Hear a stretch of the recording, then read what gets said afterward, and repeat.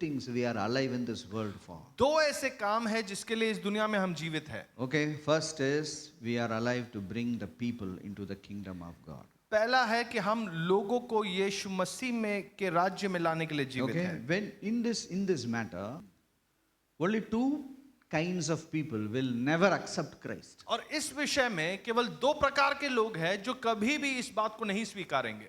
If you find these two types of people, don't waste your time on these people. और अगर इस दो प्रकार के लोगों को आप मुलाकात करते हो तो आप इनसे समय मत बर्बाद वो करो. आएंगे ही नहीं, बाकी सभी आएंगे. पहली लोग. Let's turn to John 18:37. Jesus answered, "Everyone who is of the truth hears my voice."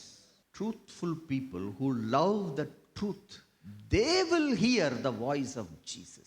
सच्चाई से भरे हुए लोग जो सत्य से प्रेम करते हैं वो यीशु की आवाज को सुनेंगे.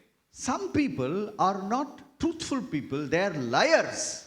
कुछ लोग सच्चाई से भरे हुए लोग नहीं है, वो झूठे लोग हैं. They lie to themselves, they are liars. जो लोग अपने आप से भी झूठ कहते हैं वो झूठे लोग हैं. They will never hear the voice of Jesus. वो कभी भी यीशु की आवाज को नहीं सुनेंगे. When a person is a liar, he will never hear Jesus. जब एक व्यक्ति एक झूठा व्यक्ति होता है वह कभी भी यीशु की आवाज को नहीं सुनेगा. Majority लोग वो सच्चे लोग हैं. अधिकतर लोग जो है वो सच्चे लोग हैं. They are not liars. वो झूठे नहीं हैं. Let's turn one more word, 1 John chapter 4 verse 6. पहला यूहन्ना 4:6 को भी देखें. We are of God. He who knows God hears us. He who is not God does not hear us. By this we know the spirit of truth and the spirit of error. Now these people don't have the spirit of truth. और ऐसे लोगों में सत्य की आत्मा ही नहीं है. They have a spirit of error. लेकिन एक भ्रम की आत्मा उनमें है. They have a wrong spirit in their belly. एक गलत आत्मा उनके शरीर में है. वो सुनेंगे नहीं. उनको मालूम है झूठे, फिर भी उसको ही पालन करेंगे. उनको मालूम है ये सच है, उसको पत्थर मारेंगे वो. Don't waste your time on them. अपना समय उन पर जाहिर ना करें. There is one more group of people who will never come to God. एक और झुंड है जो निश्चित तौर पर वो परमेश्वर के निकट नहीं आएंगे. James chapter 4 verse 6. याकूब 4 अध्याय 6वां वचन. Okay? God gives more grace. Therefore he says, God resists the proud, gives grace to the humble. The second group of people who will definitely go to hell is proud people. और दूसरा जो झुंड है जो निश्चित तौर पर वो नरक ही जाएंगे वो घमंडी लोग हैं. Be very careful about what you are proud about. और बहुत संभल कर रहिए कि किस विषय में आप घमंड कर रहे हो. Because we all are proud of something or the other. क्योंकि हम सब किसी ना किसी विषय पर हम घमंड रखते हैं. Okay. So be careful. आप संभल कर रहिए. Okay? Because God resists the proud. क्योंकि परमेश्वर ऐसे अभिमानियों से दूर रहता है. It means God becomes your enemy if you are proud. उसका अर्थ है कि परमेश्वर अगर आप घमंडी हो तो आपका दुश्मन बन जाता है. Proverbs chapter 3 verse 34 in New Living Translation. नीति वचन 3 अध्याय 34वां वचन. The Lord mocks the mockers, but is gracious to the humble. There are people who mock. ऐसे लोग हैं जो टट्टा करते हैं. See, we all make fun of each other. It's a in thing for a young person, right? Am I right? अगर आप जवानों को देखें वो सब एक दूसरे का मजाक उड़ाते हैं. But there is a level you will become a mockery. लेकिन एक स्थल ऐसा होता है जब आप स्वयं कोई और आपका टट्टा उड़ाएगा. When you make fun, जब आप मजाक उड़ाते हैं in a derogatory way, which किसी को breaks the spirit of the opposite person. किसी को नीचा दिखाने के लिए और उसके आत्मा को तोड़ता है, God mocks you. तो परमेश्वर आपका टट्टा उड़ाता है. Please understand this. Stay far away from mocking people. ऐसे लोगों से बिल्कुल ही तुम दूर रहना. Very, very important. ये Okay. बहुत बहुत महत्वपूर्ण है। Who mocks the mockers? कौन ठट्टा करता है? जो ठट्टा Who करने mocks? वाले लोग हैं। Who mocks? गॉड को यही काम है क्या? तुम बोलो, संसार को निर्माण करना उसका काम है, वो तुम्हारा बैठ के तुम्हारा मार्क करना उसका काम है, पर वो इधर तक आ सकता है। Please understand this. इस बात को वी समझिए। Underestimate God. हम परमेश्वर को कम समझते हैं, God gives grace to the humble. लेकिन परमेश्वर दीनों पर अनुग्रह करता है। Hey, God is so gracious. परमेश्वर इतना अधिक अनुग्रह God करने is, वाला when है। God is so gracious, परमेश्वर इतना अधिक अनुग्रह why करने you make वाला him है। your enemy? क्यों आप उसे अपना दुश्मन बना रहे हो? He cares. Psalm 139 verse 6. He cares for the humble. New Living 139वां bhajan Translation. संहिता कहता है कि वो अपने लोगों के उसको संभालता है। He keeps his distance from the proud. The proud he knows from far. तुम्हारे पास आने का जरूरत नहीं है, बहुत दूर से उसको पता चलता है। 1 Timothy chapter 3 verse 6 and 7. पहला तिमोथी 3 अध्याय 6 और 7 को हम पढ़ेंगे। It is written here how the devil actually went to hell.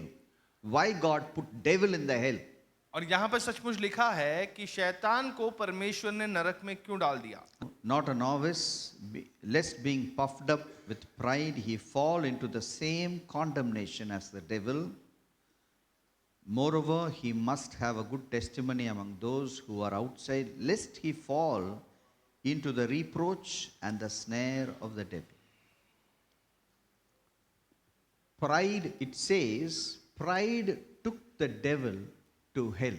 और यहाँ पर लिखा है कि घमंड ने ही शैतान को नरक ले गया। शैतान क्या ऐसा किया वो नरक में गया? क्या पाप किया वो नरक में गया? क्योंकि उसके पास एक प्रॉब्लम था, घमंड। इसलिए वो अभी नरक में। Why people should join the house of prayer? House of prayer में लोगों को क्यों जुड़ना चाहिए? क्यों? This परिवार can only rule. केवल यही परिवार राज्य कर सकता है। Please understand. Last week I told you, not everybody can love. और पिछले सप्ताह मैंने बताया कि हर एक व्यक्ति प्रेम नहीं कर पाएगा। Not everybody can love. हर एक व्यक्ति प्रेम नहीं कर Only पाएगा। people who know Jesus can really love. केवल वही लोग जो यीशु मसीह को जानते हैं वही लोग प्रेम कर पाएंगे। People who have seen the mother's love can never love others. जो लोगों ने केवल अपने माँ का प्रेम अनुभव किया है वो दूसरों से प्रेम नहीं कर पाएंगे। I saw weakness in that love. लेकिन मैंने हमेशा उस प्रेम में एक कमजोर प्रेम को पाया। Jesus' love is very unique. यीशु का प्रेम जो होता है बहुत ही विशेष होता है। My mother's love will make me to love her. मेरे माँ का प्रेम केवल मुझे उनसे प्रेम करने को सिखाएगा। Jesus' love will not make you to do that one-side business. और लेकिन यीशु का प्रेम जो है वो आपको एक तरफा ऐसा प्रेम करने नहीं सिखाएगा। It will make me to love everybody. That's why you need to know Jesus' love. इसी कारण आपको यीशु के प्रेम को जानना है, Then you can love others. फिर ही आप दूसरों से प्रेम कर पाओगे। Jesus' love can change our. केवल यीशु का प्रेम ही हमारे देश को बदल सकता That's है। why it is God's desire that you rule your country. और इसी कारण ये परमेश्वर की इच्छा है कि आप राज्य करें। You understand why are we alive in this world? So we have a long way to go. I'm going to tell you a story. एक कहानी मैं आपको बताने वाला हूँ। There was a very big king called Nebuchadnezzar. Nebuchadnezzar नाम का एक बड़ा राजा था। He got a dream. उसको एक स्वप्न आया Okay, now this guy got a dream about the end of this earth. और इस पृथ्वी के अंत के विषय उसको एक स्वप्न आया। Okay, he is not Nostradamus, he is the original Nostradamus. Okay, he lived in many centuries before. It is written in the Bible. अब बाइबल में इस व्यक्ति के विषय लिखा है, कई शतकों पहले वो उनका जन्म इस पृथ्वी पर हुआ। In this, he saw the dream and he forgot the dream. और इस स्वप्न को उन्होंने देखा और फिर वो भूल गए। So when he got up in the morning, तो जब वो सुबह उठे, he called all the magicians, the sorcerers, the soothsayers. He says, "Tell me my dream. और वो उनसे कहता है कि तुम मेरे स्वप्न को बताएं, Otherwise, I'll kill you." अगर नहीं बताओगे तो मैं तुम्हारी हत्या कर दूंगा। Tell me the dream, otherwise I'll kill you. मेरे स्वप्न को तुम बताओ वरना तुम्हारी हत्या कर दूंगा। Okay, वो ग्रुप में हमारा डैनियल भी था.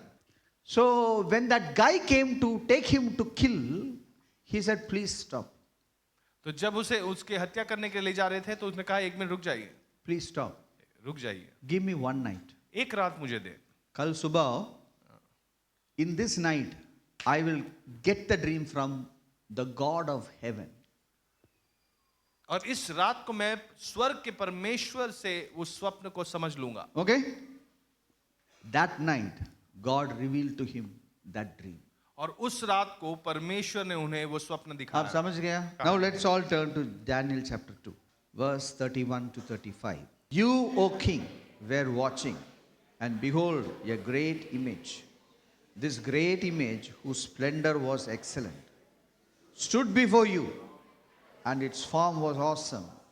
This image's head was of fine gold, its chest and arms silver, belly and thighs of bronze, legs of iron, feet partly of iron, partly of clay. You watched while a stone was cut with our hands, which struck the image on its feet of iron and clay, and broke them in pieces.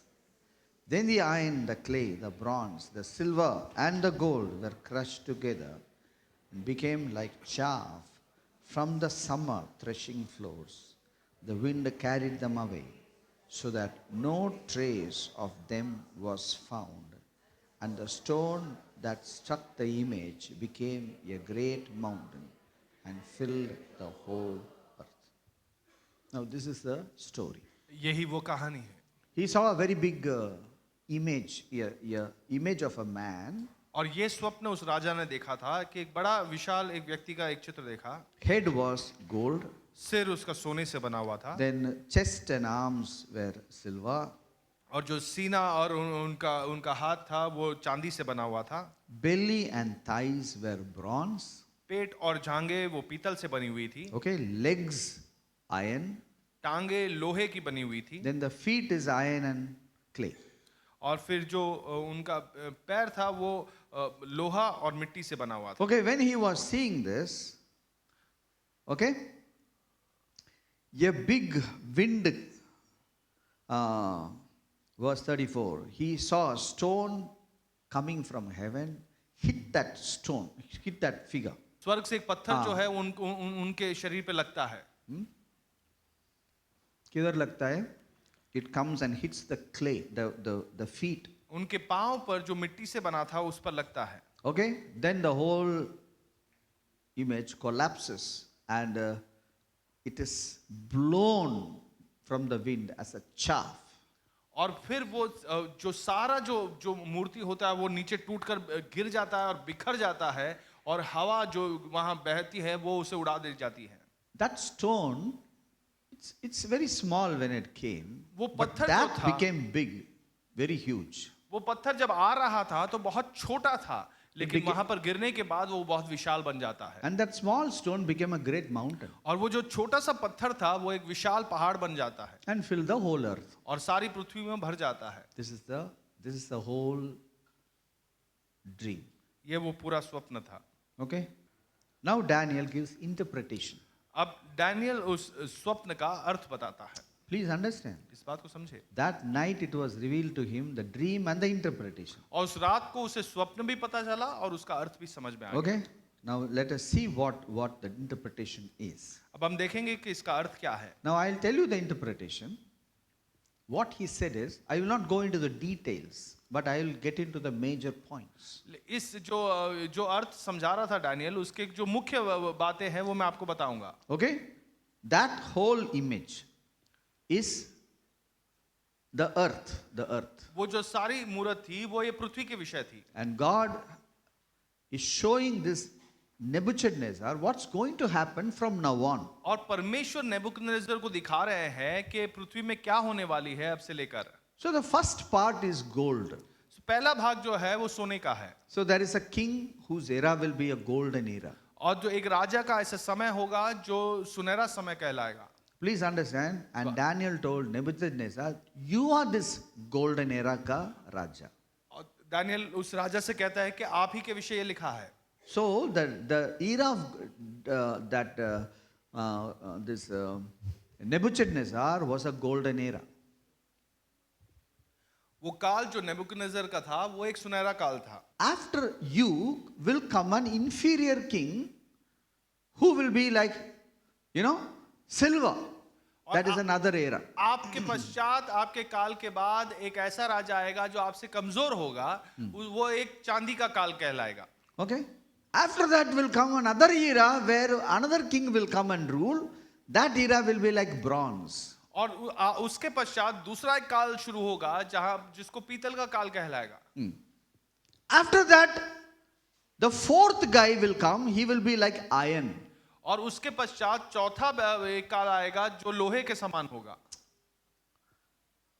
Then during that time, there will be lot of mix of iron and clay and in his feet. At that time, a stone is going to come from heaven and hit the earth. और उसके पश्चात जो है, जो ऐसा एक काल आएगा जहां पे लोहा और मिट्टी मिला हुआ एक काल है, बहुत मिलावटी का काम वहां पर होगा, और उस समय स्वर्ग से एक पत्थर आएगा। Okay? Now this will hit the feet of the whole image and the whole image will collapse. और ये जो आकर वो जो सारी मूरत है उसके पैर पर ये पत्थर गिरेगा और ये सारी मूरत टूट कर बिखर जाएगा। And then it will disappear, then that stone will begin to grow.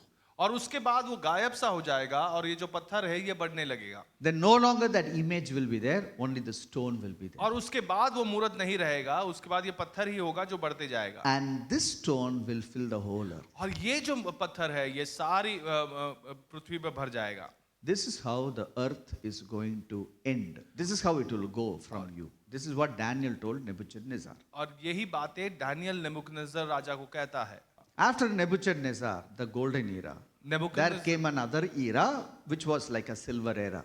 और नेबुकदनेस्सर के समय के बाद जो सुनहरा काल कहलाता था, उसके बाद एक ऐसा काल आया जिसे चांदी का काल कहते हैं। After that era came another era which is like a bronze era. और उस काल के बाद ऐसा एक काल आया जिसे पीतल का काल कहलाता है। Then after that there is another era called the iron era. और उसके बाद लोहे का एक काल शुरू हुआ। Iron era is continuing even now. और अब भी वही लोहे का काल चल रहा है। Okay. Now this stone which came from heaven, अब ये पत्थर जो स्वर्ग से आया, now what do you think this stone is? आपको क्या लगता है ये पत्थर क्या है? This is Jesus Christ. वो यीशु मसीह है। He has come from heaven on earth. वो स्वर्ग से पृथ्वी पर आए हैं। I'll tell you something. मैं आपको कुछ बताता हूँ। In this history of humanity, और इंसानियत के इतिहास में, okay, there is only one person who have come from heaven. केवल एक ही व्यक्ति है जो स्वर्ग से आया। There is only one person who is a son of a virgin. केवल एक ही व्यक्ति है जो कन्या स्त्री से उसका जन्म हुआ था। There is only one person who has grown the most. केवल एक ही व्यक्ति है जिसने सबसे अधिक वो बड़ा था।